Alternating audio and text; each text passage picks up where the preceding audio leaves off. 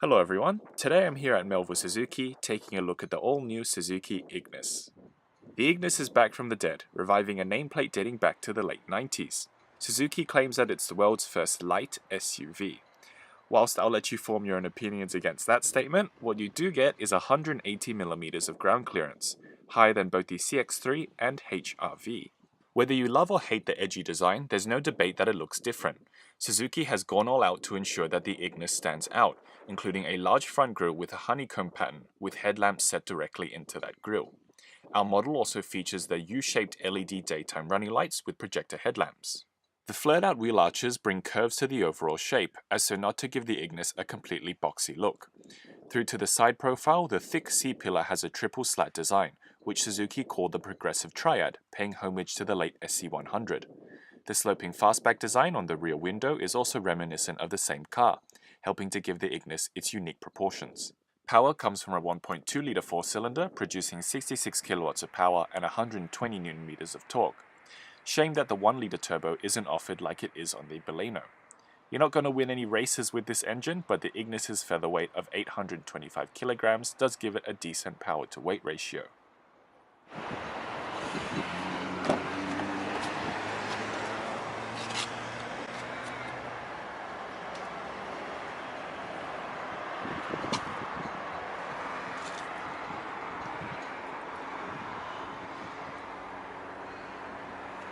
Seats are mounted quite high, as you can see from these extensions.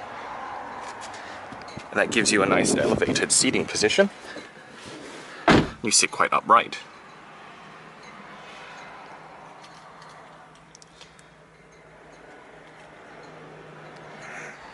I like how they've made the bottom half of the dashboard a light color that gives a very airy feel to the cabin, and the texture is almost like what you'd find on top of an Esky. Our GLX model also has keyless push-button start, so simply put your foot on the brake and press the button to go.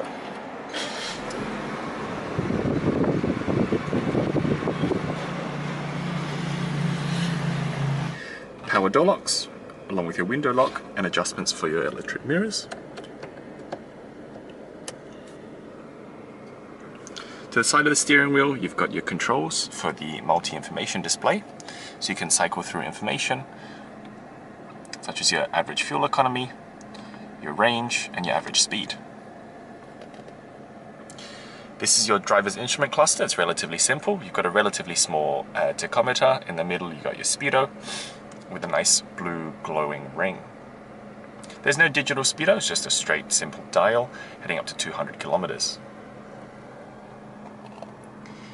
For Australia, both the GL and GLX model get a leather-wrapped steering wheel, which feels very nice and soft. And you've got your controls for media and cruise control, along with Bluetooth voice control and dialing. Heading over to your infotainment system with a floating tablet-style design, and now almost a standard feature in all Suzuki models. So you've got your 4-grid system to the left, you've got your standard FM and AM radio, no digital radio unfortunately, and then Bluetooth calling, adding device. And a great feature, and quite surprising for this spec of car, you've got onboard inbuilt navigation powered by an SD card at the top, with pinch to zoom, and voice guidance, and also voice entry. Apple CarPlay is also standard and connects through the USB port. Below the infotainment system, you've got your safety triangle hazard switch, and then a very smartly designed climate control panel. You can adjust your temperature for your single zone, along with fan speed, and some very nice rocker switches, which feel a lot more premium than the car's list price would allow you to believe. 12-volt power outlet, 120 watt, and of course that USB and auxiliary port. Here, a bit of storage space at the front with 2 cup holders.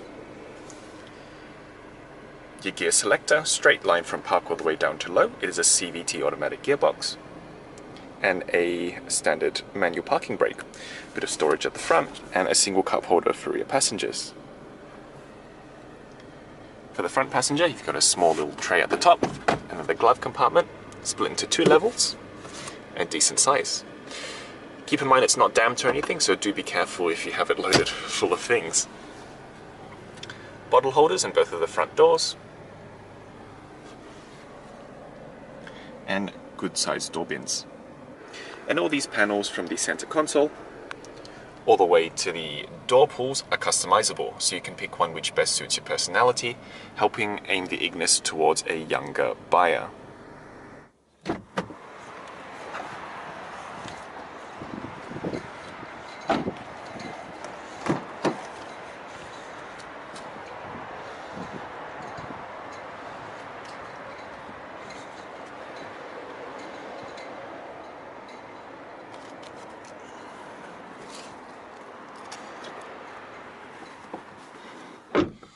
Taller passengers will just have to duck their head as they're entering, as the roof line actually extends quite low. But inside, the boxy shape once again helps give a very airy feeling to the cabin.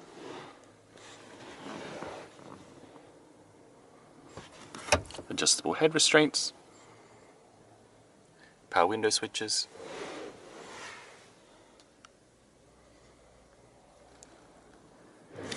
handy little clip to keep the seatbelt out of the way when you're folding the rear seats. And something to keep in mind that there are only 2 sets of seatbelts, so the Ignis is strictly a 4-seater.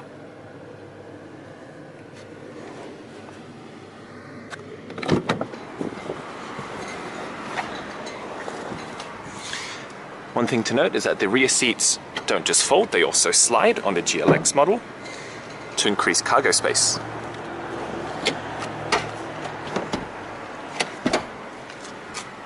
Top tether hook,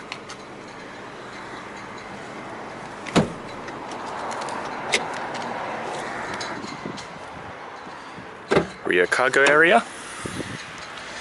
Nothing too fancy here, no tie-down hooks or illumination, just a relatively boxy shape to help load your items into. Space saver spare, removable cargo cover, and of course, folding the rear seats.